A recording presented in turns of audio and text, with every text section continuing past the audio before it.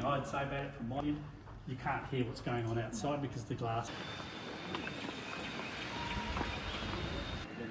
In the practice nets, there's some glass practice nets out the back, or whether they're up in nursery up the road as well.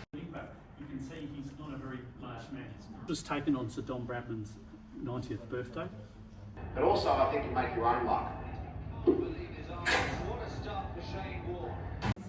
Yeah. Lactic acid in their legs. So part of their recovery straight after a game is to jump into these.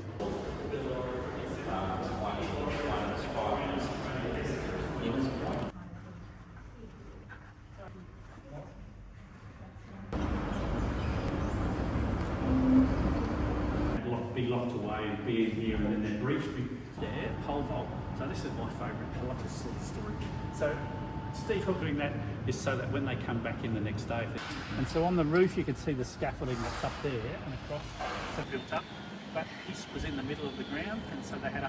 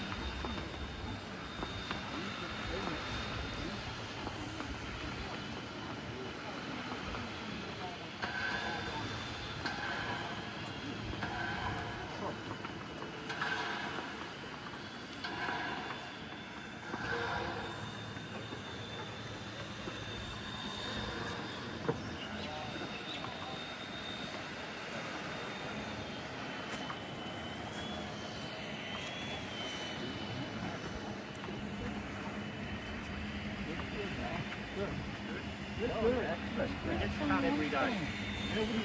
Every day. Wow. It links it, so I'll explain it. So the capacity of the ground is 100,024. So during a football final, that's what we've had the last 3 grand finals. With the cricket season, obviously because we've got the sight screens, the maximums get reduced by about 5,000 seats, strangely enough. The biggest attendance we've ever had was in the late 1950s. We had Billy Graham, who was an evangelist from America, was here. Obviously the ground would have looked very different. It wouldn't have been as built up. But this was in the middle of the ground, and so they had 130,000 here that day. The 1970 grand final was reported to have 100 between Collingwood and Carlton. It's supposed to have had 120,000 people here. But back in those days, we didn't have the ticketing way, and there was no seats, so who knows how many were really here that day. But last year, Taylor Swift played here. I think I mentioned this before. Her stage was down this end. She played 3 days, and she got 96,000 people in every day. So you can imagine there would have been people all sitting on the ground on the grass, but that stand couldn't be utilised.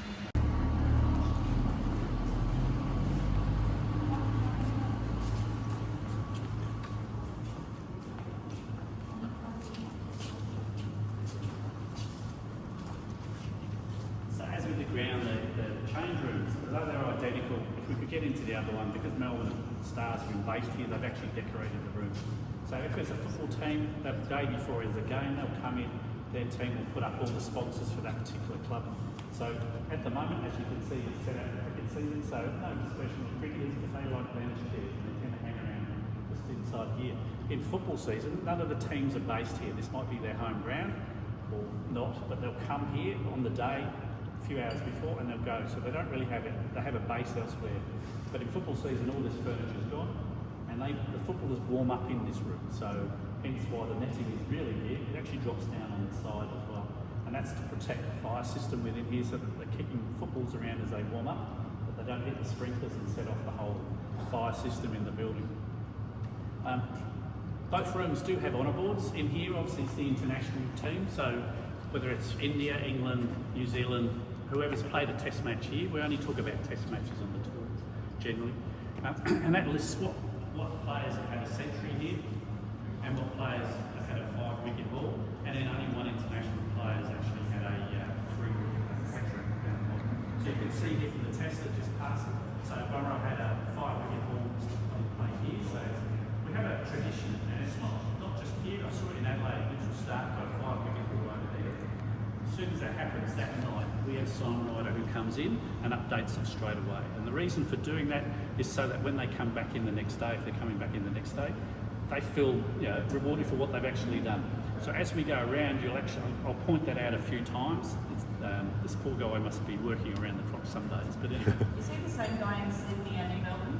No. There is a different one. There is a different one every time. There is a YouTube clip because they did it in Sydney as well this week. I did see that. In the Australian room, which unfortunately you can't get in to see it today. So Steve Smith got his name put up after the Boxing Day test we just had. But the interesting one in there also we have the captains, so the women's team and the men's team have a board. So in the Australian rooms, it also covers Australian all women. the Australians in there. Yeah, has all these Australian women that have also scored a hat-trick, or well, not a hat-trick, but a 5-wicket haul or a test century. But also, so I'd say there's actually far more on the Australian board, but that could well be because they're playing here every year. Yeah, that's right. All right, I'm going to go one through the back. I'll show you the back.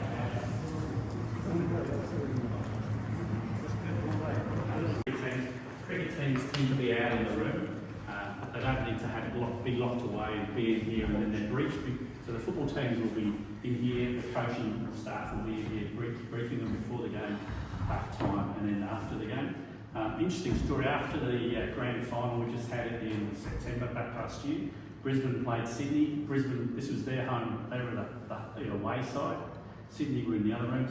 After the game, they were brought in here, doors were shut, no one else was allowed in, no media, just the coaching staff and the players, just to have that moment together to celebrate that they just won a grand final. We'll just wander around, but often the cricketers, when they come here, they also do use these rooms for strategy and tactics. Last week, I think Melbourne Stars played Renegades and they had both teams listed and you could see who they were targeting. It was quite interesting, but they've obviously rubbed it all off now, which isn't a shame. Anyway, if you come with me, you think this is back of the house?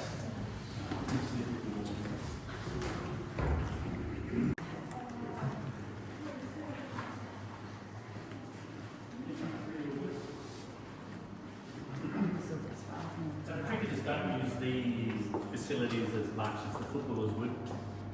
Football will run, Australian will run between 15 and 20 k's in a game. So they get a high build-up of lactic acid in their legs. So part of their recovery straight after a game is to jump into these.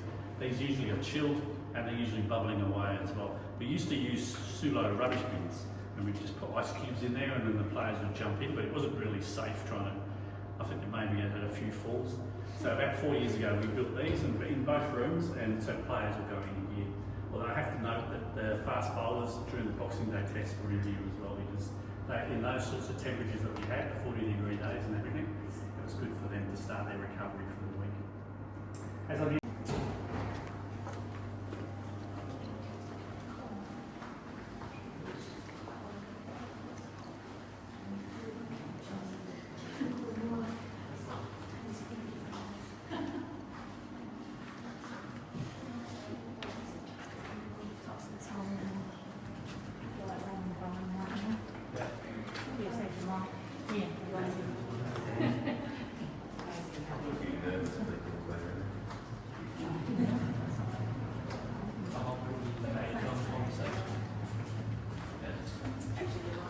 So as I said, the change rooms are exactly just a mirror of each other, but there's only 2 rooms that connect the 2.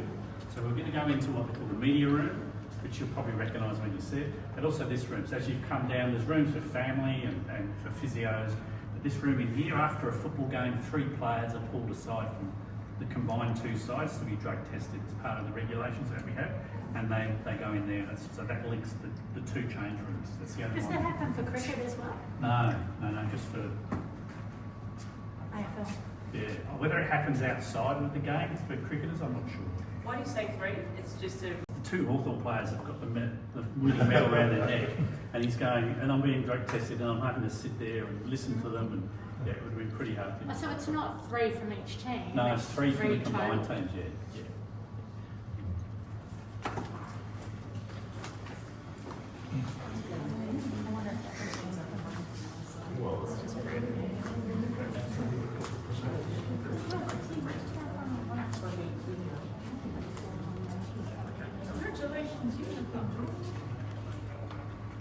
What are the questions? Still taking it one game at a time?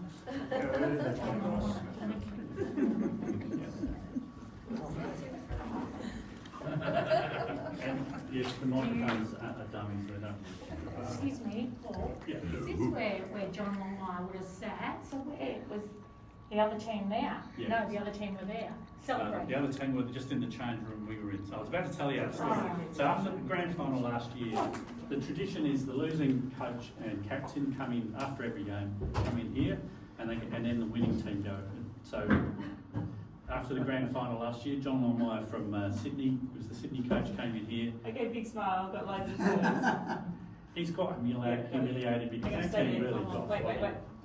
But comedy management's fault, but no one Okay. shut the door. You're done. So all he could hear was the other team singing their song and yelling out and cheering and everything else. So I And he thought did it get a must have bit. been behind the wall. No. Over here. So that door there wasn't closed. Yeah. Which is a bit of a shame.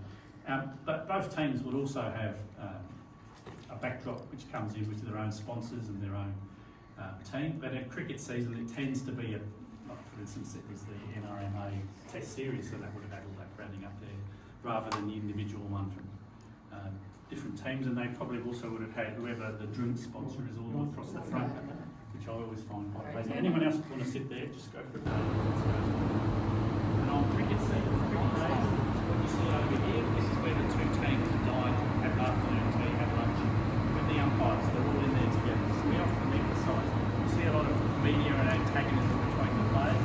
Don't believe that. They're really good friends. They see and play with each other all year round, and they often sit there together all the time.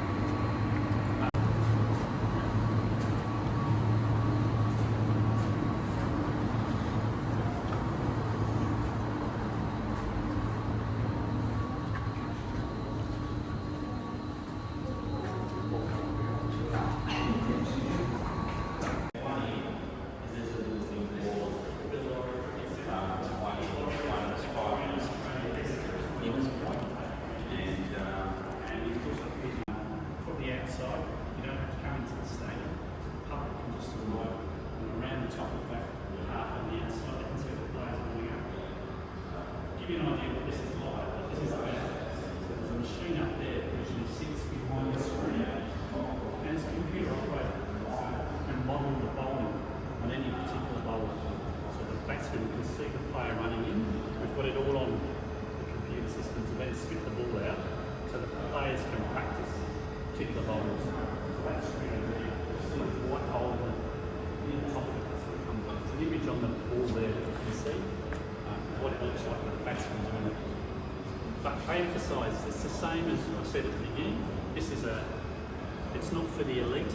Any local sites come in here and practice and use these facilities as well. In fact, if there's international teams in town, they might use them as well. About a month ago, we had the Queensland women's team here, and they were here for the whole week using the facility as well. It's not just also something we have in Australia, it's around the world they have these sorts of facilities and practice. But people aren't aware that that sort of facility exists, so they think it's something that's unusual that we've got, but it's not. So other than paying between $175,000 to $250,000 a year to have a box, they also get advertising, so they can put in front of their box the name of whoever they are. You don't know how much a box costs. Yeah. So they all get catered for, hence why we've got such a big kitchen down on the basement level. The difference also between cricket and football season. In cricket season, we use the spider cam more for filming, and so on the roof you can see the scaffolding that's up there and across. So the spider cam is hooked up by there. But in winter season, we have cables that go across the roof every 10 metres. So we can't have those cables up when the camera's being operated on. So the cables are there every 10 metres. So when you've got a crowd that's got more than 5,000 people, they start to vibrate, and that keeps the birds out. That's the only reason they're used. So in cricket season, because we don't have those cables, we bring in a hawk. So 2 weeks before an event, we bring the hawk in, and it just flies around. It comes back to its trainer, keeper, I'm not sure what the term is. And all other birds just sort of go, oh, I ain't going anywhere near that, and they stay away for 2 weeks. But that's used by most world facilities. Wimbledon do that the week before the tournament starts as well. But the interesting thing is, it was 30 years ago, and I've watched players here. No one's got. Last week, someone got up to the second level. That's 119 metres on the full. So no one's got anywhere close to that in 30 years. So even though we've got big bash cricket, T20 cricket nowadays, we've got bigger bats, if they are, but yeah, no one's got close to it. So after watching Glenn Maxwell last night, I think maybe when he's here next, which I think's on the weekend, he might want to do that. But it's good when you've got the cricket season here, you can see the pitch, you can see that's a big hit. It's a long way. Anyway, come round, and we used to bring out people. If we had all the people on the tour from Melbourne, we'd sort of go, oh, I won't bother that. But now it's actually quite important to do it. So we're here for 2 reasons. One, we're part of a sporting precinct. So on the other side of the rail, you've got a little tennis centre that's going on. So you've got the office building which houses Tennis Australia. They organise the whole event. You've got Rod Laver Arena to the left there. The roof opened today. Let me tell you, last Monday when it was pouring down, there was no roofs open. I don't think we actually walked out in. I think we stood at the door. And then if you come across, you can see all the show courts that they've got. John Payne Arena. And then the interesting thing is along the left there, that's already with solar panels. That's the most recent thing we've got here. And it's got 7 indoor tennis courts in there. So in winter time, Melbourne's weather's might not be like today, so therefore they need somewhere that's a bit out of the weather. So where's Margaret Court? Margaret Court is on the other side of that office building. Yeah, so you can't see it. Yeah. To give you an idea, so 2 months ago, all those white buildings that you can see there, they didn't exist. They put them up just for the event. So that's all hospitality that's going on over there too. So I assume a lot of you are going to be going to the tennis at some point.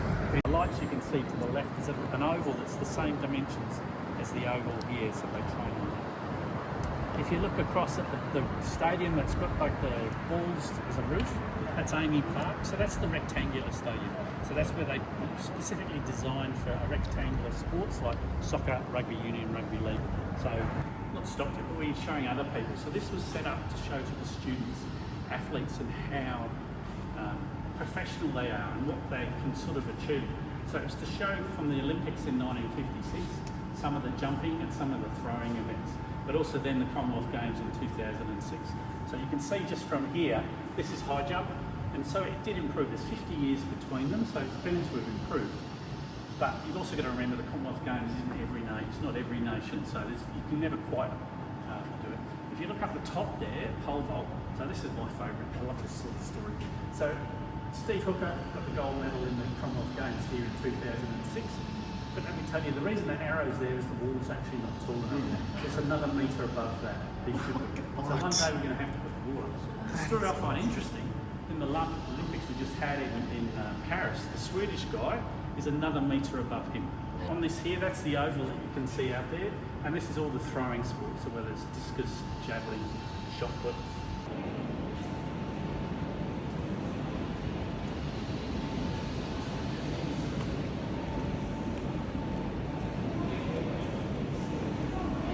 The team that's in front of it's the first Australian team that went to England and did a tour over there, and they're all Australian players. And they imagine back in 1870, these guys jumping on a boat to go and play cricket on the other side of the world, because it's the only. Don't know how long it would have taken them to get there in that day, but anyway. They were all Indigenous too, weren't they? And they were all Indigenous, yeah.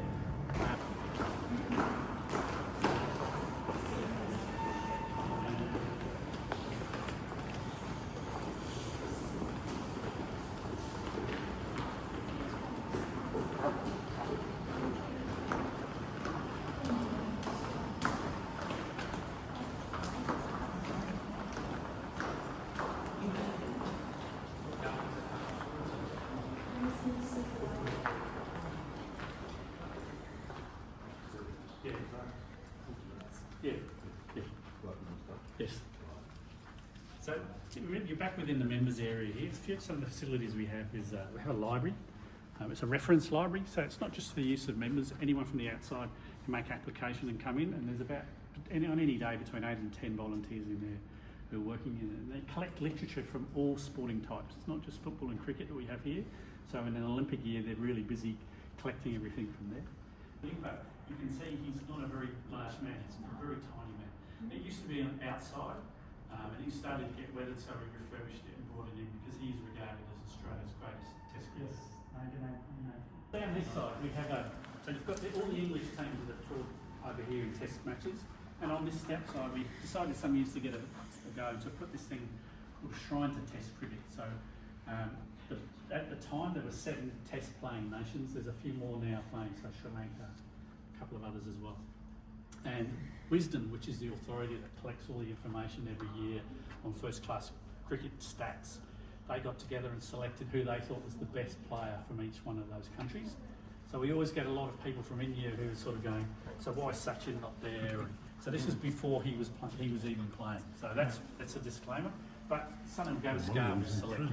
So he's just been over here commentating, and he's still here. And all of their families or themselves would have donated something towards this exhibition that you can see here. This picture here is our prized possession in the club. So this was taken on Sir Don Bradman's 90th birthday. The reason it's important, there's only 4 photographs in existence of this photograph, because after that the negatives got destroyed. But there are other photographs where there are other people in the photograph and they didn't destroy those. So Shane Warne is actually in a picture with the 3 of them, but although there's hundreds of those pictures out there, so that's why this is important. But the reason this was here, so Don Bradman on his 90th birthday invited Sachin Tendulkar to come and have afternoon tea with him. And he'd never met him, but he always was very impressed with his batting style, thought it was very similar to him. So he turned up. Shane Warne picks him up from the airport, brings him round to the house in Adelaide. So there's 4 photographs. We have one, Sachin has one, the photographer has one, and then there's another one in Adelaide. But the story goes, Sachin Tendulkar asked Sir Don Bradman, he said, Sir Don, your batting average was 99.94, which is amazing compared to even people today. But when you were playing back in the 30s and 40s, the pitches were terrible and they weren't covered at night and all that sort of thing. If you were playing today, what do you think your batting average would be? And Sir Don Bradman is supposed to have said, well, I think it'd probably be about 70. And Sachin was a bit taken back by this game, but the pitches nowadays, and we have bats and the ball gets replaced every so many overs. And Sir Don looked at him and said, yeah, I know, but I'm 90 years old.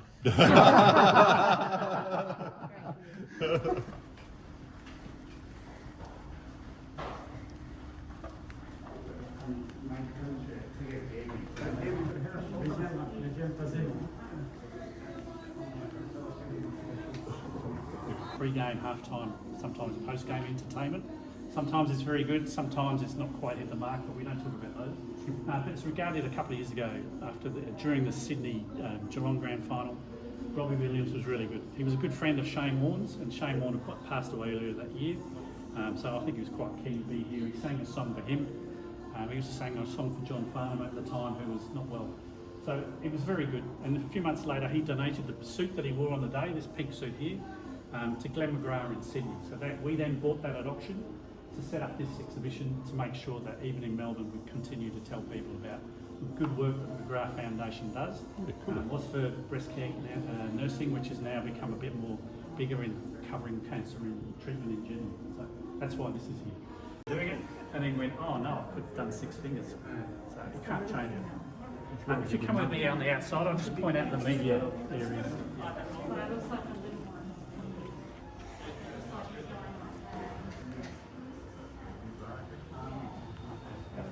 So the room that you can just see in here, so that's the scoring room or the 3rd umpire in cricket. I've been meaning to find out why, but there's the 2 red buzzers, that's what they do the siren with. I don't know why they need 2. I should find out, but I will. Maybe in case one doesn't work. Maybe. Because that would be a bit embarrassing. It would be. Just yell out the window. Stop. So I talked about the sign writer. A couple of years ago, the Queen passed away. So Prince Charles was listed here as a life member. He then became the king. So they had to replace all the sign writing that was down here, drop it down. So he's a busy boy. Around here, this is called the long room. The reason it's called the long room, there's no other reason other than it's a long room. It's not a mirror of Lords. I've been through Lords. It's quite a different room, and the players walk through there to go onto the ground, whereas here they don't. This is either cricket or football, as you can see the pictures there. The only thing I'd say about it, from my personal opinion, you can't hear what's going on outside because the glass is too effective. All the other rooms all around the stadium, whether it's the corporate boxes or the other dining rooms. We've had 2 papal visits here. Football again. Sorry. This is the Olympics in 1956, so Betty Cuthbert, the runner.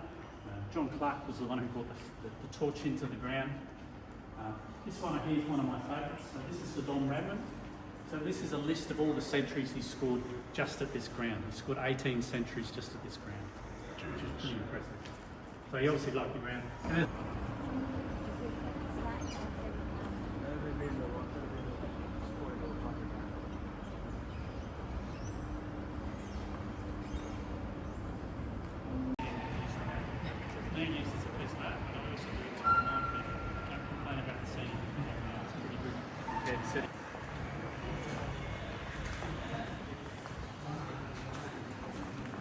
And I hope you enjoy the rest of the day.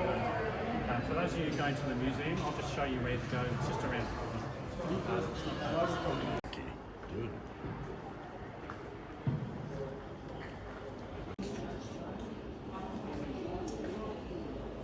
So if you want to find out about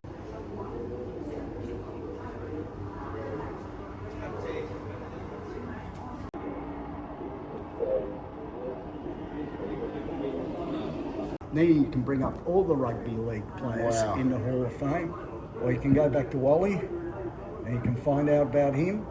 And then, you know, he's a Queenslander. He's one of the legends. Legends are the ones in gold. Okay. They're all legends, and there have to be people that have done it. It was a little bit of arse, complete arse, actually a bit of a fluke. But I believe it was just meant to be. But also, I think you make your own luck. One of my strengths is working out the strategy to come against most players, to work out what plan I'm actually going to put in place. Working out whether they've got an open stance, got a closed stance, they've got a bottom hand grip, top hand grip. What do they actually like to do? I like to try and find a weakness in the batter. Whether I haven't seen them, I can stand and slip and have a look. Working it out was my strength.